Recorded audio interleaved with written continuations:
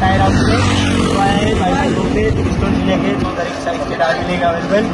तो guys available है stone मिलते टायर चाहिए मिल जाएंगे। सत्ता घर में नंबर 1 से तो क्वालिटी में साइज में अवेलेबल हर एक कंपनी के साइज में मिलेगा टायर आपको इधर